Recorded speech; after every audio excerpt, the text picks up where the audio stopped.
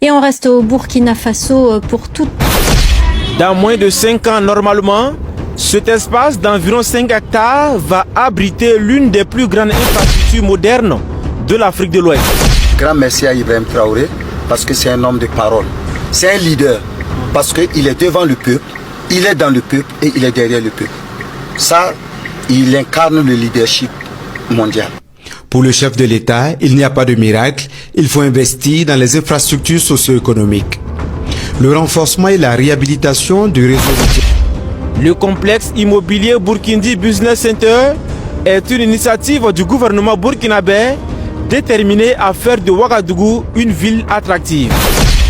En plus de faire de la capitale burkinabé un hub d'affaires régional, le projet veut aussi et surtout réduire les charges locatives de l'État. Il faut que nous, chefs d'État africains, nous arrêtons de nous comporter donc en marionnettes qui dansent. Il n'est pas l'enfant d'un milliardaire, il n'est pas l'enfant d'un haut cadre. Il n'a rien hérité de toute sa vie. Alors, chers abonnés, la situation n'est plus dans nos mains. C'est exagéré, c'est dépassé au niveau du Burkina Faso avec le président Ibrahim Traoré. Chef, la situation, ce n'est pas possible. Bon, on ne peut pas imaginer, parce que moi, de toute façon, ça va là. C'est tellement grave que moi, ça commence à m'inquiéter. Parce que les positions que prend en tout cas actuellement le gouvernement du Burkina Faso, avec des engagements et des situations là où le président Ibrahim Traoré est en train de mettre ça tête actuellement dans les histoires de réalisation, dans les histoires de quoi, tout ça là, franchement, il va falloir franchement que, bon, c'est exagéré de façon positive, hein. Mais, qu'est-ce qui m'inquiète moi là-dedans? Qu'est-ce qui m'inquiète dans tout ça là? Je me demande, c'est un président qui n'a même pas fait campagne pour venir au pouvoir, même, à parler même du président Ibrahim Traoré. Dans cette situation, je vais englober les États de l'AES. Ce sont des États, ce sont des présidents qui n'ont même pas fait campagne, qui n'ont fait aucune promesse à la population avant de venir au pouvoir et qui sont en train de faire ça. Je suis pas en train de dire que donc, tous ceux qui ont fait campagne pour venir au pouvoir ne font pas, hein. Je suis en train de parler de l'AES actuellement et du Burkina Faso par rapport à cette situation parce que ce que nous sommes en train de voir actuellement là, moi je me demande, ben son, bon son, chef et soeur, toi il y avait l'argent dans un pays là comme ça? Bon. Chef et soeur, on va écouter parce que le président Ibrahim Traoré avait dit quelque chose, le premier ministre également, Choguel Maïga, avait dit quelque chose que vous devez comprendre parce que vous ne pouvez pas être quelqu'un en Afrique ou bien vous êtes en diaspora et ne pas savoir cette situation là parce que et connaître les états de la RS et ne pas connaître cette situation là parce que c'est très important pour nos pays, chef et soeur. On en revient pour en décortiquer parce que les niveaux où ça passe actuellement là, ça nous concerne tous. Réfléchissons là-dessus, partagez la vidéo, likez, surtout, donnez votre avis dans les commentaires, on revient pour en décortiquer. Alors, Deke. Il est sorti de nulle part pour venir redresser la barre. Les yeux fermés, le cœur serré, avec la détermination d'un lion. Mais ils vont naturellement essayer de le salir. En utilisant d'abord la presse. C'est qui la presse? La presse, c'est eux. C'est pour eux la presse. Quand les Oméga et autres appartiennent clairement à des alliés des terroristes comme les Alpha Bari, quand les Newton, Amer Bari, Abdoulaye Bari et autres se réclament journalistes alors que ce sont des terroristes, quand d'autres acteurs des médias, de la presse sont au service de politiciens, qu'est-ce que vous pouvez espérer de la presse traditionnelle? Actuellement, l'État dépense beaucoup de milliards dans la location, dans les charges locatives, en la matière de bureaux. Donc en permettant ici de pouvoir disponibiliser un certain nombre de bureaux, ça permettra naturellement à l'État de pouvoir faire des économies d'échelle et de pouvoir réduire considérablement les charges locatives. Et comme j'ai dit tantôt, c'est également une façon de pouvoir améliorer et renforcer notre parc de logement. Et je pense que ça participe à notre politique de production également en masse de logements, mais de logements en tout cas d'un certain niveau, avec la politique de densification. Au lieu d'aller vers l'étalement urbain, vous voyez ici c'est un peu moins de 5 hectares et vous voyez ce qu'on peut disponibiliser en termes de bureaux, en termes également de logement, mais également un centre commercial ultra moderne. À terme, le complexe va comprendre 14 immeubles R+15 avec environ 250 bureaux, 20 appartements F4 et 30 appartements F3 entre autres. Une tour de 35 étages est également prévu dans le projet. Il sera réalisé en partenariat avec le groupe Castor Africa. C'est à travers la vision du capitaine Ibrahim Traoré, président du Faso, que nous avons pu bénéficier de ce terrain pour implanter ces bâtiments. Alors, ce projet a une durée d'exécution vraiment de 4 ans hors saison pluvieuse. Dans 24 mois, nous avons... Comme vous l'avez écouté, comme vous l'avez perçu, bien sûr, le président Ibrahim Traoré est en train de faire des constructions pas possibles au niveau du Burkina Faso. Vous avez vu? Bon, dernièrement, concernant cette histoire du meuble, ou bien, bon, je sais pas comment je vais, cette tour, ou bien comment je vais l'appeler, cet espace qu'on va appeler, bon, vous voyez, qu'on a entamé, que le président a investi, qu'on a entamé déjà 4 ans. Moi, je trouve que c'est trop peu 4 ans pour moins de 5 ans, en fait, en retirant les saisons pluvieuses dedans. Vous voyez, non? Donc, c'est des trucs qu'on attendait depuis, en fait. Vous voyez, non? Quand moi je vois déjà l'image de la chose, vous voyez, il y a un truc comme ça qu'on a déjà, qui s'est passé avec le président Macky Sall. Vous voyez, avec, dans le règne du président Macky Sall, avec les chanteurs icônes. Il y a un tout également qu'on devait construire comme ça. Il y a déjà une grande maison, un espace, bon, quelque chose de rêve qu'on devait construire au niveau du Sénégal, mais qui n'a jamais été, vous voyez, non, il y a seulement, aujourd'hui, quand vous allez dans le lieu, bon, on a fait un documentaire là-dessus récemment, bon, c'est juste une immeuble seulement qu'on a construit là-bas, bon, c'est échoué. Bon, nous prions que ça ne soit pas comme ça au niveau du Burkina Faso, parce que celui qui dirige le Burkina Faso là, c'est pas celui qui avait dirigé ou bien comment ça s'appelle, le Sénégal en ce moment, parce que c'est pas les mêmes types, c'est pas avec un artiste, c'est l'État même qui vient investir là-dessus, chef, c'est l'argent du pays, c'est l'argent du contribuable. Donc, ce n'est pas les mêmes histoires. Je vous rappelle juste qu'il y a déjà des choses comme ça. Quand on a vu ça, quand moi je vois ça là, je me dis, ah, ça là au Burkina Faso que nous on connaît là. Burkina Faso que tout le monde parle, tout ça là, genre comme ça là, comme la terre, tous les gens quoi, il y a pas quoi. Non, franchement, actuellement, l'argent du pays est en train de travailler pour les populations. Franchement, là, il faut vraiment qu'on en dépose pour les... Mais les délais même m'a déjà apprécié. On dit 4 ans pour faire ça. Nous allons commencer à livrer quelques bâtiments. Parce que les différents bâtiments, les bâtiments n'ont pas les mêmes gabarits. Alors, il y a des bâtiments de R+15 et les fonctionnalités n'est pas les mêmes. Le complexe immobilier Burkindi Business Center, fruit d'un partenariat public-privé, va coûter un peu plus... 4 ans, moins de 5 ans ça, pour finir ça. Donc ça a commencé déjà, en fait. Ouais, ça a commencé déjà. Donc l'État a jugé bon que non, le fait d'aller louer les... Parce qu'il n'y a pas assez de bureaux, des immeubles ou bien des infrastructures pour le gouvernement. Donc on loue souvent des bureaux, bien des immeubles pour faire des services, pour faire des choses, et ça coûte des milliards au gouvernement. Et ça va dans les poches de ceux qui ont de l'argent, qui sont des riches, qui ont conçu. Donc le gouvernement s'est dit bon, le mieux c'est de construire des immeubles, des endroits, des espaces pour le gouvernement avec ces milliards là. Et ça c'est une bonne idée au fait, chef. Parce que ce que vous ne savez pas, le président peut régner comment il va jamais, les milliards qu'il est en train d'investir là, il va jamais profiter de ça assez. Donc c'est pas pour lui au fait. Il ne fait pas ça pour être à l'aise avec son gouvernement, il ne fait pas ça pour, il veut ça pour le bien du pays au fait. Il fait ça pour le bien du pays, pour la population, éternellement, pour toujours. Ceux qui vont venir diriger après, ceux qui seront là toujours après. Donc quand on dit quelqu'un fait une construction, vous devez comprendre que c'est quelqu'un qui a une vision en fait. C'est une idée qui a une vision pour le pays. C'est une vie qui veut le bonheur du pays et non le bonheur de son temps de règne. Je ne sais pas si vous voyez là-bas. Ça, c'est ça. En deuxième position, vous devez savoir que ce n'est pas seulement au niveau du Burkina Faso, c'est dans les pays de l'AES, en fait. Il y a des histoires qui sortent, des révélations, de l'argent, des réalisations qui sortent au niveau du Niger, au niveau du Mali, qui étonnent tout le monde. Récemment, je vous relève un fait. Le premier ministre Choguel Maïga, ou bien, oui, c'est ça, Choguel Kokal Maïga, le premier ministre malien, si j'ai bien prononcé son nom, parce que lui avait le ministre d'État également, bon, le colonel Abdou Maïga, les noms là, mais ils font chose souvent. Bon, je parle du premier ministre que vous connaissez, le président Assimi Goïta, qui disait... Les nationales sont alors engagées. L'objectif étant de disposer d'un réseau routier national de qualité qui puisse améliorer considérablement la mobilité des personnes et des biens et booster l'économie nationale à travers une amélioration de l'accessibilité et des rendements des zones de production. Les infrastructures routières constituent l'un des points essentiels pour la transition, pour faciliter la mobilité de toute personne au niveau du Burkina. Pour ce faire, le président du Faso a instruit de démarrer un certain nombre de chantiers, notamment les travaux d'entretien, les travaux de construction. À ce niveau, les choses vont connaître une accélération. En mars 2023, le gouvernement va exiger de l'entreprise la reprise des travaux de réhabilitation de la route Sakwense-Koudougou. Les dégradations constatées seulement quelques mois après sa réfection étaient inacceptables.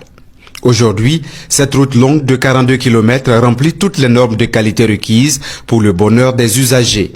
L'entreprise effectivement a été donc sommée de reprendre donc les travaux. Et j'avoue que j'étais déjà gouverneur dans cette région et d'aucuns disaient que c'était, excusez-moi, du bluff.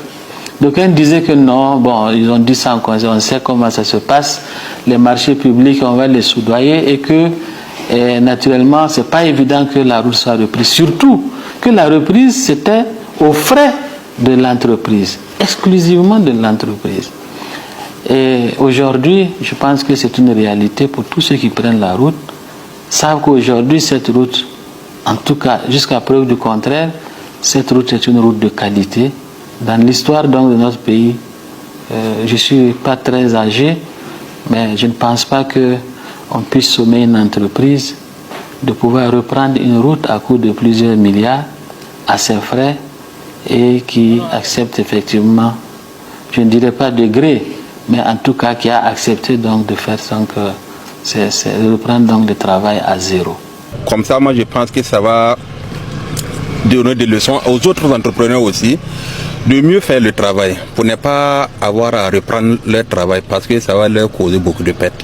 Le tronçon pas Dano-Diebougou, long de 93 km sur la route nationale numéro 12, était dans un état défectueux, rendant le trafic difficile sur cette voie importante pour le développement de la région du Sud-Ouest et pour l'écoulement des produits agricoles. Plus de 15 milliards de francs CFA vont donc être investis pour sa réhabilitation. Les travaux lancés en mai 2023 connaissent une avancée significative. La majeure partie du tronçon est déjà revêtue du bitume avec une qualité appréciable. Et les entreprises mettent les bouchées doubles pour livrer le reste des travaux dans les délais contractuels. De Diebougou à Djikoloko, ce tronçon même, il fallait mettre 1h30 en véhicule pour le traverser. Et aujourd'hui, avec l'ordre du chef de l'État, les travaux sont en train d'être faits. C'est vrai que ce n'est pas totalement fini, mais les bretelles de... Aujourd'hui, dans les mines, parce qu'ils ont renvoyé d'autres personnes, ils ont réinitialisé les études de mines pour gagner l'argent pour le pays là. Ils gagnaient avant, par mois ou par an, pardon, 300 milliards.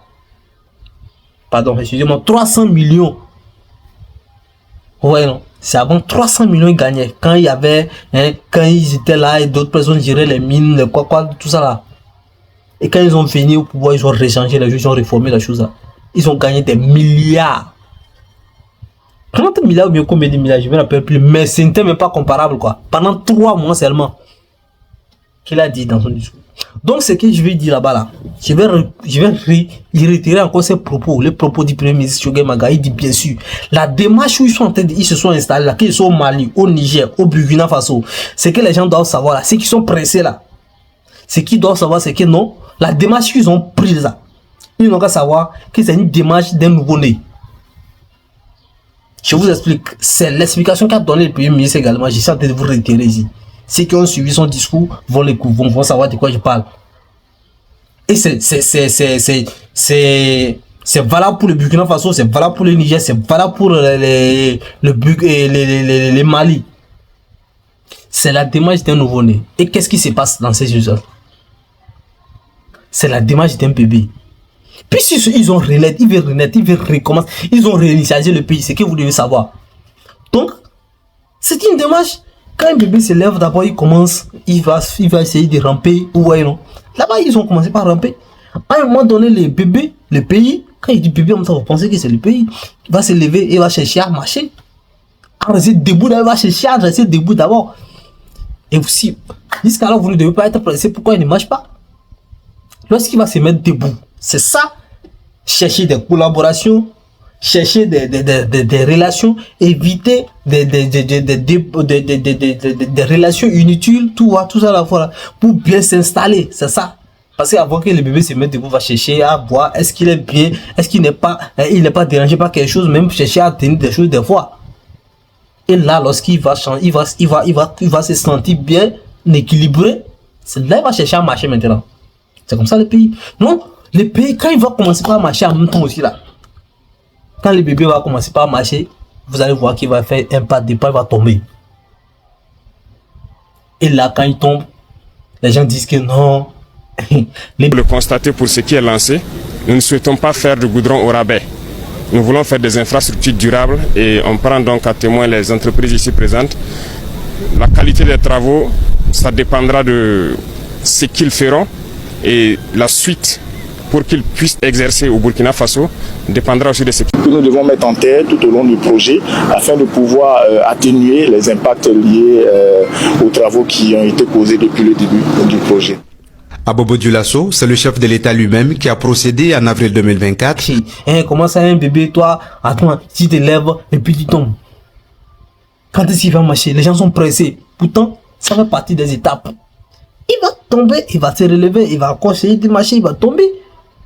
Et c'est comme ça. Les pays de l'AE sont là à ce niveau actuellement. Merci pour te donner également votre position sur là-dessus.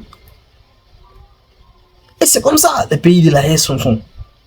Ils vont essayer de marcher, ils vont tomber. Jusqu'à ce qu'ils vont, ils sauront vraiment comment marcher. Et il y aura personne encore qui va les apprendre. Excusez-moi, comment marcher. C'est comme ça en fait. C'est comme ça. Donc, donnez l'idée, la chose que vous voulez, vous devez faire à ces bébés là, c'est de les encourager. Bravo, quand même la personne tombe, ça va aller, lève-toi encore. Et voilà, jusqu'à ce qu'ils doivent marcher, tranquille, ils vont marcher comme tout le monde. Voilà, c'était une parenthèse.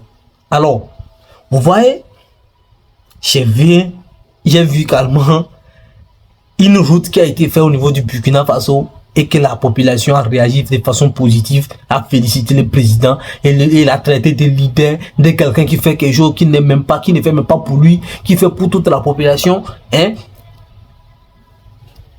Qu'est-ce qui s'est passé? C'est une route qui était déjà financée, vous voyez non?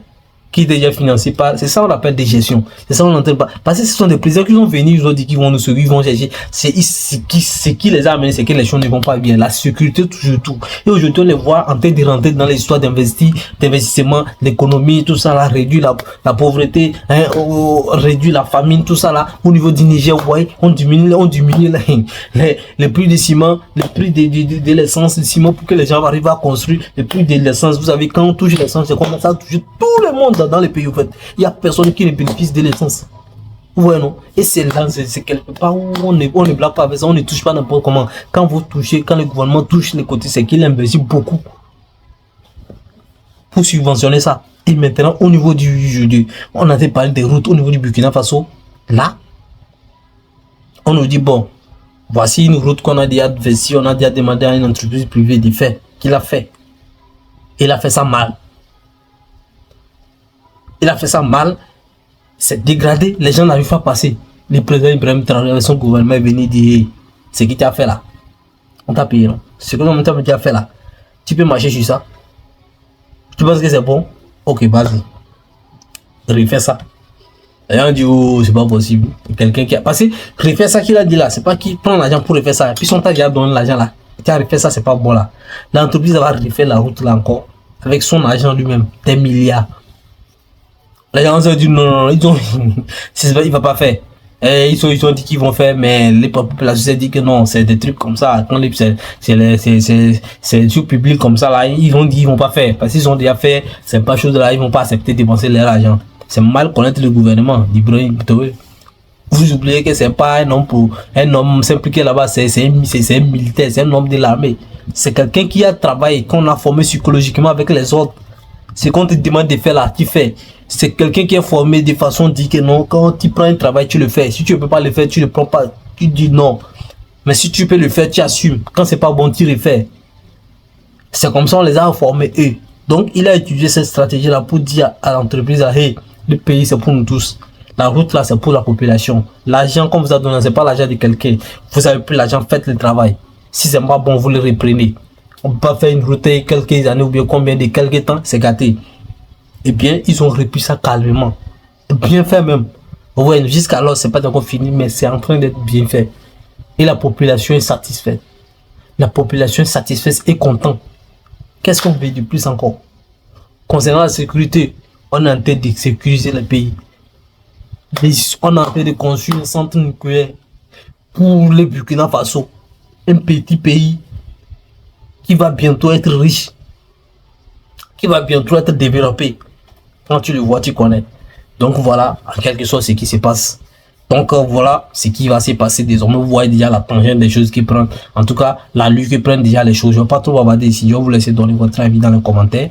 On en revient pour en décortiquer. Donnez votre avis. C'est par rapport à ce que vous allez dire que nous on va reprendre là-dessus pour en tout cas parler à la population, à tout le monde. Donc chaque fois, je suis pas dans le merci de nous avoir suivis. C'est la fin pour ce numéro. N'oubliez pas d'activer la cloche de notification si vous êtes nouveau à nos régions. N'oubliez pas de vous abonner, partagez surtout et donnez votre avis dans les commentaires. Donnez le drapeau de votre pays aussi dans les commentaires. C'est très important. Merci. D'ici là, take care.